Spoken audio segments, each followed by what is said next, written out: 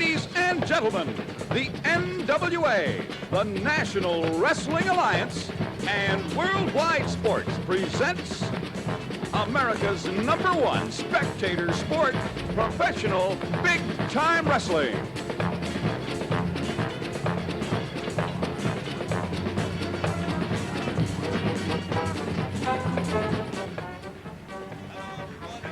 Professional big-time wrestling. I'm Chuck Allen, and it's my pleasure right now to introduce to you an old friend. He's been here before, Terry Sullivan. Terry, it's great to have you back with us on Pro Wrestling. Thanks, Chuck. It's terrific to be back, and let me say one thing. I've been out in California, and I can say without any question now in my mind that this right here, this is the wrestling capital of the world. Okay, we're going to be telling you why we're in this cage, too, as the television program progresses. But right now, ladies and gentlemen, let's get into the ring and get this first match underway. Introducing, first of all, from Germany, weighing in at 200 pounds, DYCE. Eddie DYCE. And his opponent, ladies and gentlemen, from Las Vegas, Nevada, weighing 246 pounds, Austin Idol. Austin Idol. I'll tell you, Terry, we saw Austin Idol for the very first time about a month or so ago. He is some kind of a wrestler, I'll tell you that. Yes, he is. Certainly colorful. You can sure say that for the guy. Look at that beautiful. For those of you who are watching on black and white television, it's purple with pink on the inside. What a contrast in colors. Sure is. And I tell you, I've never seen a more arrogant man in my life either than this guy. He told me that that robe that is being taken off right now costs in excess of $12,000. Yeah, he's got the money, and he always spends it on that those beautiful garments and everything. All of the sequins. Very unusual, but we have two contestants in that ring right now, both wearing purple. The long tights, Austin Idol. The short tights is Eddie DYCE from Germany. Terry, this is the first time I've had the opportunity to see Eddie DYCE. I've seen him a few times before, Chuck. He hasn't been a professional wrestler for quite a while, but he was an outstanding amateur. He knows all the moves, but I don't know how he'll fare against Austin Idol. Austin Idol very conscious of that beautiful hair and whether it gets messed up or not. It's a cross between two of the great wrestlers from the past, Gorgeous George. You remember how he always worried about his hair? So does Austin Idol worry about that. And there's one other one, and I'm sorry, I'm trying to think of his name, and I can't, who was much of a prima donna in that ring and always made sure that he looked just so-so. Beautiful headlock by Austin Idol, and he's applying pressure up against the ropes, hanging onto the hair, pulling the hair. Referee is BULLDOG Thomas. This Austin Idol's quite skillful at maneuvering behind the referee's back, Chuck. He did exactly that. Once again, he does it. He always makes sure the referee's got his back to what's happening there. I like the sound of our studio audience. They're certainly up on what's happening in the ring right now. Al Thomas telling Austin Idol, I'm the boss, and I'll keep law and order. No pulling of the hair. That's got to hurt the scalp of Eddie DYCE. Not only does Austin Idol have no regard for the fans at all, he also has no regard for the rules, as you can see very evidently on your screen right now. Behind the referee, pulling the hair, whoop. I believe the referee has seen this one. Now he's choking on the blind side of the referee. Oh, he's got all the moves. He's trying to outmaneuver Al Thomas, and so far he's doing a pretty good job of it. Hair pull takedown for Austin Idol. And the crowd is saying, no way. Well, I'll tell you, this crowd is sure very much anti-Austin Idol. They don't like this guy. He doesn't like them, and they know it, and they sure have no respect at all for Austin Idol. One of the most arrogant men ever to step into the professional wrestling ring. Now Austin Idol is explaining to the referee how the takedown occurred, showing those mighty muscles. He's very proud of that. Austin Idol works out in the weight room every other day, works out with isometrics every day. That's how he was able to build that beautiful, massive body of his. Well, I'll say he calls it beautiful. Oh, chop with the fingers right into the throat of Eddie DYCE. He's on the canvas and hurt. Eddie DYCE isn't used to this kind of action. He isn't doing too well against a guy who breaks the rules to the extent of Austin Idol. He's used to the more scientific approach in wrestling. Oh, that boot caught him right underneath the chin. Quite an unusual boots also that Austin Idol wears. It's flesh-colored. Say what you will about Austin Idol, he is a very effective wrestler, very, very skillful. But he won't hesitate, as he's doing right now, to get that little extra advantage in there. Pushing that leg against that rope, applying the pressure, hanging onto the neck. Referee checking to make sure it's not a chokehold. It's not. I believe, first of all, that the forearm of Austin Idol is too huge to get underneath the neck of Eddie DYCE anyway. Well, he certainly is skillful at outmaneuvering the referee. He puts a punch to the forehead of Eddie DYCE. Eddie DYCE having a hard time getting up, getting a little help from Austin Idol. And he throws him up, throws him down. Big time wrestling, ladies and gentlemen, coming your way here each and every week. Nice to have you with us along our network. We're going to get a count, I believe. One, no, he stops. Oh, that's brutality, Terry. I think he could have pinned him right there, Chuck. He's been overwhelming Eddie DYCE right from the opening bell. Arm drag into the ropes. Oh, he comes across with that forearm right underneath the chin. It puts Eddie DYCE down. Oh, and there is his maneuver. It's a submission hold. The submission hold by Austin Idol, and it's going to be over, Terry. It's all over. Digging that knuckle right into that temple. They're just driving it in.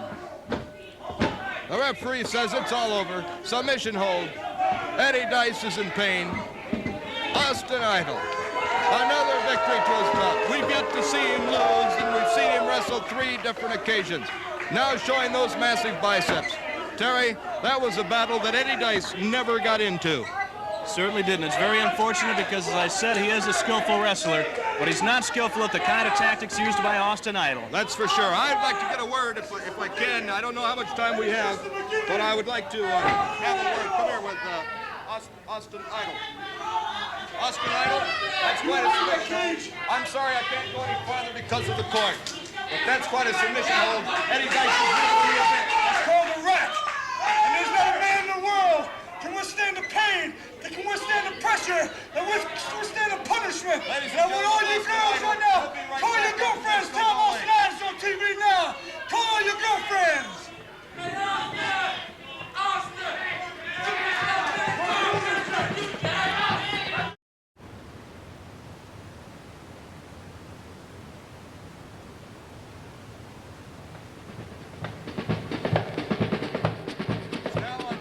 Big-time wrestling, Chuck Allen, along with Terry. And this event will be introducing from Jacksonville, Florida, weighing 252 pounds, Danny Fargo. His opponent, ladies and gentlemen, from New York City, weighing 251 pounds, Mark LEWIN. Well, Chuck, while you're doing... Listen, I'm going to get this microphone and go over to Terry Funk. Terry Funk is... complaining. Here's Terry.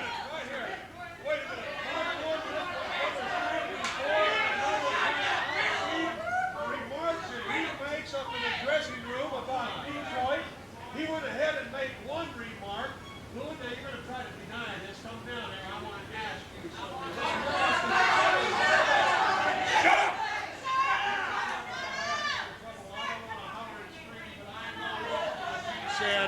You said that the people love Detroit, and the only people that really like Detroit are people that are colorblind. I understand where you're coming from. You want to talk about my brother and leave him stranded. What I want to do is I want to get this fat puke out of the ring, and I want to wrestle you now. No. You're wrestling the next match. Come on, now. You're scheduled to the next match. Get in the damn ring. Wait a Ladies minute. and gentlemen, as you can see, we've got some controversy going on. I don't know what's going to happen to Danny Fargo. And Terry Funk right now is wanting him to get out of the ring completely. And now he helps him out. He throws him out. It looks like we're going to have a contest between Terry Funk and Mark LEWIN. Oh, ladies and gentlemen, main event action here on Professional Big Time Wrestling. There's been a lot of bad blood between these two guys. The referee calls for the bell. We're going to see it. Mark LEWIN against Terry Funk. Main event action here on Professional Big Time Wrestling. Into the referee hole, turns him around, look out the fist. Oh, he let it off the ropes. Terry Funk did a move I didn't anticipate. He didn't hit him. He let him off the ropes, Terry. This is unreal. I've never seen anything like this before. Terry Funk is scheduled to wrestle our next match, and here he comes in. Lewin and him have got something going on between them, I'll tell you that. Right into a half Nelson on the canvas. Terry Funk is hurt. That arm is being twisted. Also, the wrist is being twisted by Mark Lewin. Al Thomas, the referee, says it's a legal hold. Terry Funk in pain in the canvas. The crowd is going crazy. They love it. Terry Funk has been coming out talking belligerently to the crowd all afternoon before these television cameras went on, and they love every minute of it. And we can tell you this, those remarks that Terry Funk claims that Mark Lewin made, believe me, Mark Lewin never made remarks like that. Those are lies, nothing but lies from Terry Funk.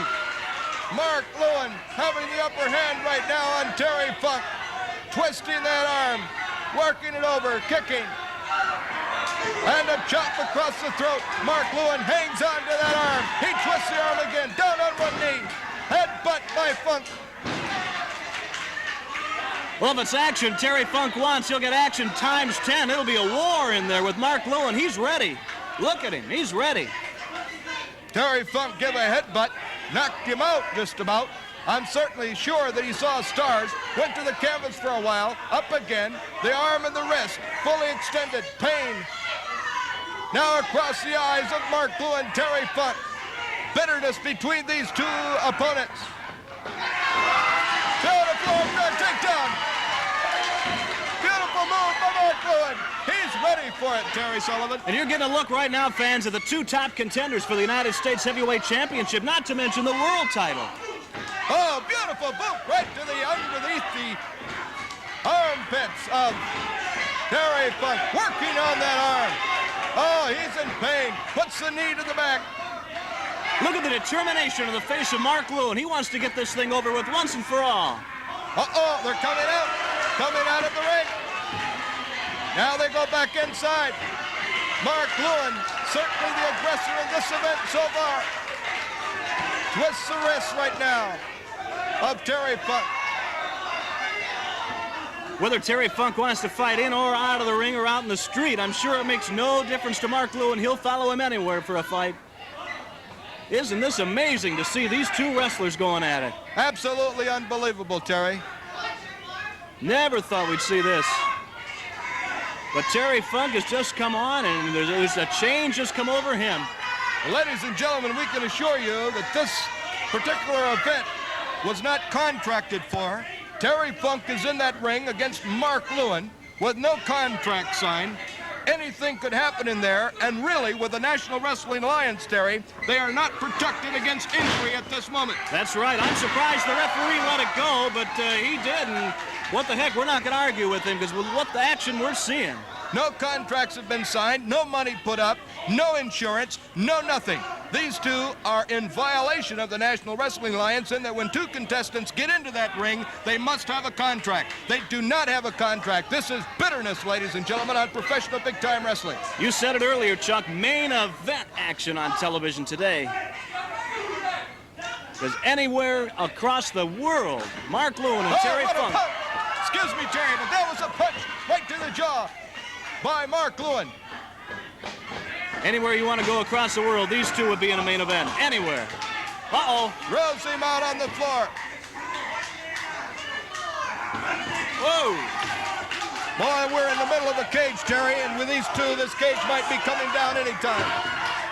Puts the foot on the head of Mark Lewin. Terry Funk standing out on the apron. And the fans are coming alive, chanting for Mark Lewin. Go, Mark, go. Oh, they're fighting outside the ring. The referee's called it stop.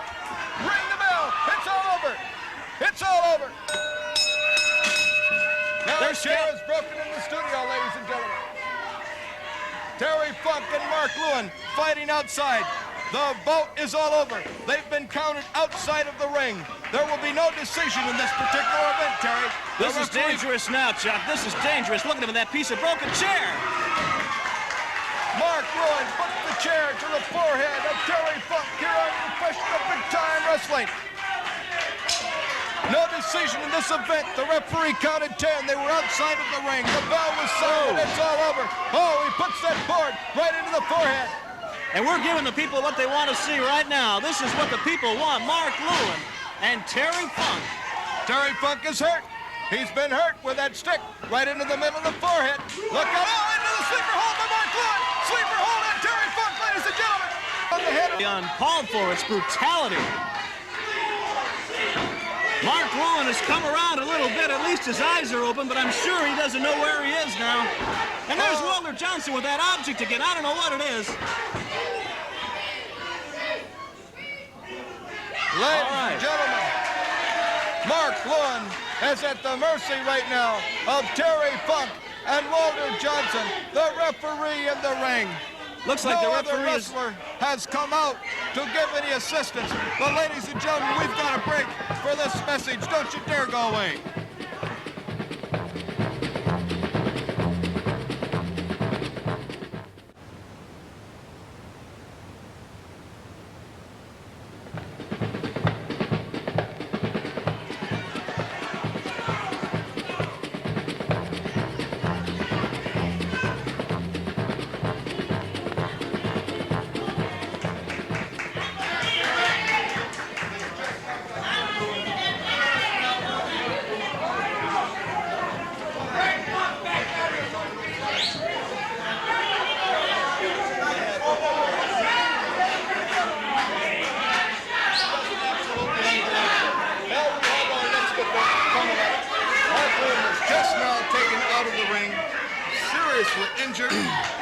Seriously injured.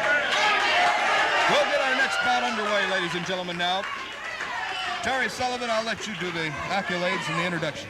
Okay, ladies and gentlemen, introducing from Atlanta, Georgia, weighing 355 pounds, Big Red. And his opponent from Jacksonville, Florida, weighing 252 pounds, Danny Fargo. Okay, Big Red and Danny Fargo from Jacksonville, Florida. Danny was scheduled to wrestle Mark LEWIN. Apparently they worked all of that out.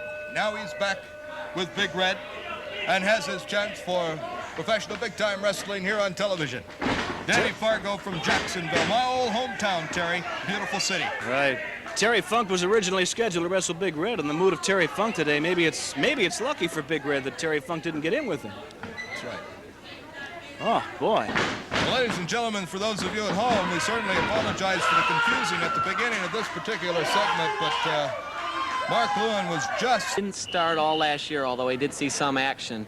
He's coming on this year. He should be coming out very well by the end of the year. But right now, we're just hoping that we'll get a chance to see him use some of his stuff and really come on. We should add that this is the 126-pound weight class also. That's right. He's wrestling a man from Michigan State who, at this point, I really don't know that much about. Jeff is a sophomore from Huntington, New York, graduate of Huntington High School. He compiled a 6-5 record in 76 and 77. But check out his high school record. 125, 4-1. Boy, Two individual state championships while he was in high school. So your man Tim Dishaw from Toledo would apparently have his hands full. Yes, it does look like that. The scores now became 2-1 in favor of the Thomas. He scored a nice takedown off a single leg takedown. Almost worked for back points, but didn't quite score it. Tim has now escaped and is working for more points. The reason the match was just stopped was that they went off the mat. If two supporting points of one wrestler leave the mat, such as the feet, then it is considered off the mat, okay? Or excuse me, if two supporting points of one wrestler are on the mat, then it's considered on the mat. However, if one of each are off the mat, then it is considered off the mat. So if he's got a hand and a foot, if he's got a hand and a foot off, he's out. That's right. That's right. What class is Tim in Toledo, University of Toledo? He is a sophomore. Sophomore. Yeah. Ah. Okay, now the scores become 4-1 on a nice double leg takedown right down the front. I believe they will score 1 point here for Dishong and go even. Okay, now when they go off the mat like that and one man turns and stays on the mat, so his two supporting points are on, then at that point he still does score. Now as you see, the man from Michigan State, Thomas, has now reached in on another single and has hit a real nice one. They will not call points until he has control, however, which he never received before the period ran out. That was signified by the towel coming in and for that reason, no points were scored in the final flurry. That wasn't somebody's coach throwing in a towel, then. That was a signification of the end of the first period here. No, unlike boxing, that's one difference between wrestling and boxing, among other differences. First time I saw that happen, I thought, my goodness. And no, they say it's just the end of the period. Nope, just the end of the period. In competition, where it's very important to understand what the time estimation is, that sort of thing, like national finals or something, a person will actually come out and tap the official exactly when the match is over. That way, in case he doesn't see the towel coming or something, nobody is gypped out of some points in some way or another. Right. Okay, they go at it again. It's Jeff Thomas in the green from Michigan State University, and Tim Deschamps, the University of Toledo. Thomas has just scored 1 point by an escape. As you saw, they had the flip of the coin between periods, and one of the men won the toss and got to choose if he wanted to be on the bottom or the top. This will change in the third period, and they will go in just the opposite positions of what they were in the second period. All right, they're struggling away. Neither one able to gain any kind of an advantage thus far. We're into the second period in this 126-pound weight class. Jeff Thomas, Michigan State University in East Lansing, Michigan, against Tim Deschamps from the University of Toledo. John, what about your own? You know, we talked about Jeff Thomas from Michigan State in high school. He was 125, 4-1. But what about your record? You've got sort of a comparable record from your years at Grand Valley State College. How about that? Yes, I compiled Don't be modest now. Tell us the truth. 125, 18-5 record there, and I graduated last year. I'd say that probably what capped off my career there was being able to qualify for an all-star team through our national tournament that took me to the Orient and Japan and Korea, which was an experience that I'll never forget. What a thrill that must have been, yeah. It was my first chance at wrestling international competition, and I was very happy about the chance to do it. And I think one thing that tipped it off the most was I had another teammate from Grand Valley that also went, and my head coach from Grand Valley also was named head coach of the team to go there, and so I had a lot of company and good way for the three of us to end our final years together there at Grand Valley. Right. Okay, back to the match. Once again in the 126-pound weight class. Explain what the referee did there, John, will you? Okay. I believe there he called a stalemate. Whenever there is absolutely no action occurring, because the men are tangled in a position where it's difficult for either of them to move without putting themselves in jeopardy, they will call a stalemate and start them back in a neutral position where they were before. Okay, now, the Michigan State man was in control when they went to the stalemate position, so they will again start the match with him in control. The score has moved to 7-2 now on a couple of different takedowns by the man from State, and this ended the second period.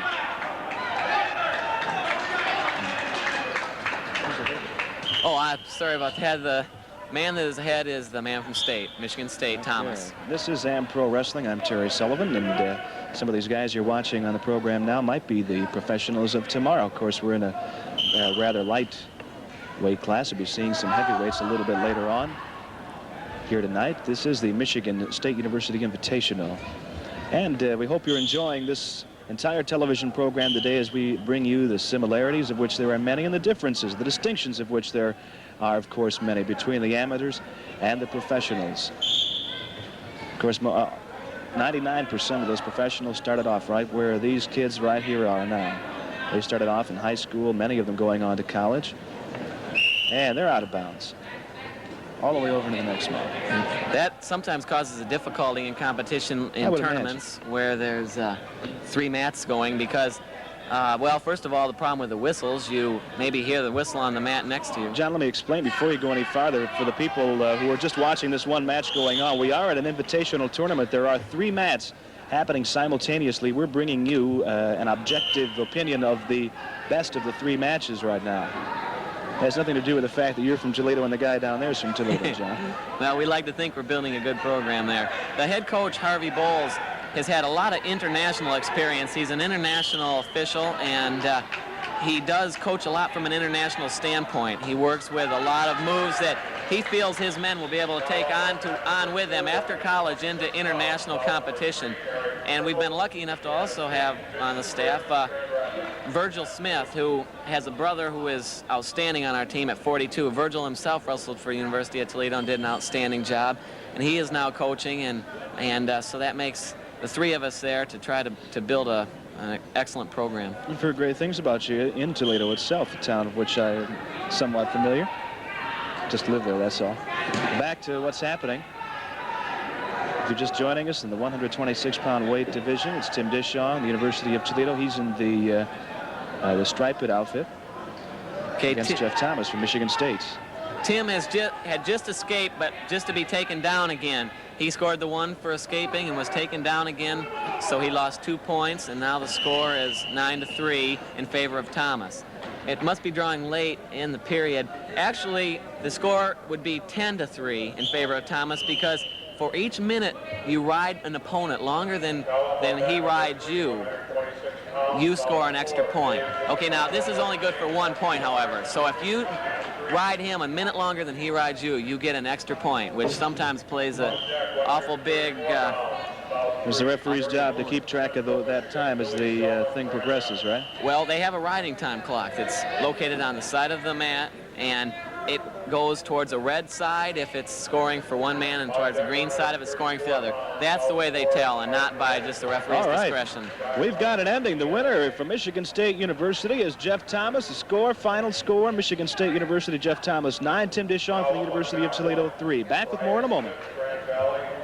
You know, Terry, I certainly enjoy Pro Wrestling. That's absolutely super. Aren't they great, though? Those young guys really can move around. And we thank them for appearing today and wish them the best of luck in the future. But, Chuck, we have got the match of matches coming up. A great one. The SHEIK and Dory Funk against Bulldog Kent and Stan the Man Stasiak. Wow. Another championship event for you right here on Big Time Wrestling. Don't go away. Back after this.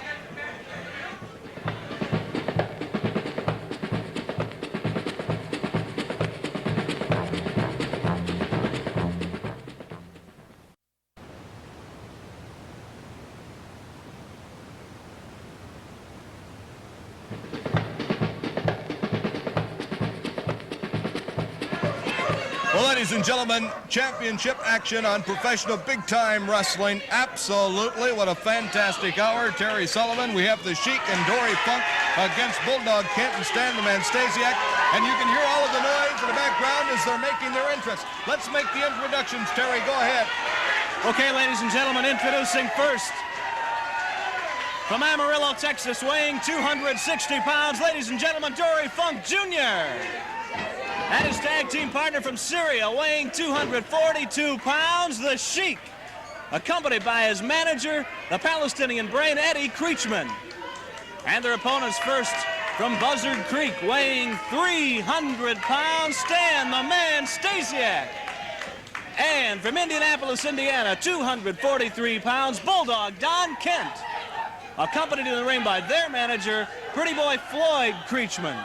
That's absolutely correct, Terry Sullivan. What action here on professional wrestling today. The heart punch, the man with the heart punch, Stan the Man Stasiak. I know what that feels like. Oh my goodness, that heart punch is brutal. He's in there with Bulldog Don Kent as his partner. Dory Funk and the SHEIK. Terry Sullivan, did you think of all of your pro wrestling career as commentating that you would ever see Dory Funk and the SHEIK as a team? Oh, not in my wildest dreams did I ever expect that, but I'll tell you what, we're getting it for free right here on television. I'd pay 25 bucks for a ringside seat to see this match, no kidding. Wow. Oh, absolutely, absolutely. The referee, Al Thomas, is trying to get the managers out of the ring. There you have a father and son team. You have Eddie the Brain Creechman, Pretty Boy Floyd Creechman, and now they're arguing with each other. The SHEIK must give his prayers. He's taking off his paraphernalia, his scarf. This is a duration match. At the end and the conclusion of our television time, it's over. Whether we have a decision or not, it's over. The bell sounds. Creechman standing there at the corner. Eddie Creechman at the other corner. A headlock applied by Stan the Man Stasiak on Dory Funk. Oh, a brutal punch to the forehead. Dory comes back with one himself. And there comes Kent into the ring. Compliments of Dory Funk Jr. Look at Funk going to work on him. Wow. That's getting into the ring the hard way. I see both the Sheik and Stan Stasiak periodically looking over here at this cage. They know, and you fans know why they're watching this cage. They're going to be inside of this cage, the Sheik and Stan Stasiak. And is that going to be something to see? Well, inside this brand new cage. I felt a little comfort inside this cage, but I don't know.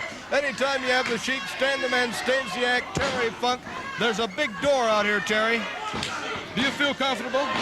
Maybe if you put a couple of locks on that thing, I might. Although they could crawl over the top if they wanted to. Yes, they could. With their abilities, they can do most anything. Look out, a big knee right into the midsection of Dory Funk by Bulldog Kid. He picks him up in a body slam, and that's why the ring has been sagging in the middle all afternoon. The Sheik is in there now. The crowd is going wild. They love this man in the ring, Terry. I never thought I'd see anything like this in wrestling. Oh, when I heard about this, I went crazy. I just couldn't believe it, but what a great sight it is. The news got all the way out to California. Darn right it did, and they tried to sign it for Los Angeles, and they tried to sign it for San Francisco, but they got it here.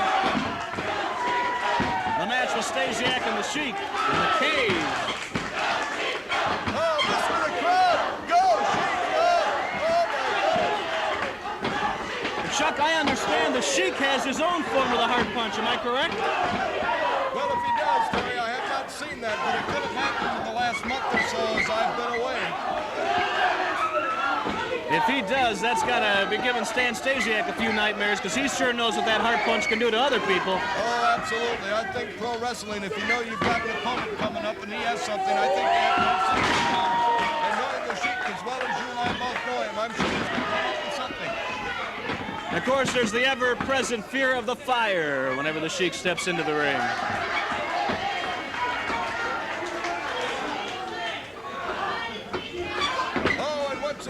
Big elbow smash to the underneath the chin of Bulldog Kid, and the Sheik pounds the head down of Stan the Man Stasiak. Has finally made contact with him. He continues to pound the head of Stasiak. Now Bulldog Thomas right now. Here they come. They're coming towards the cage.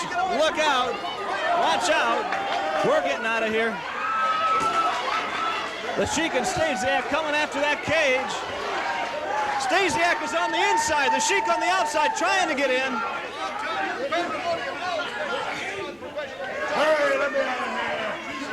Stasiak wants out.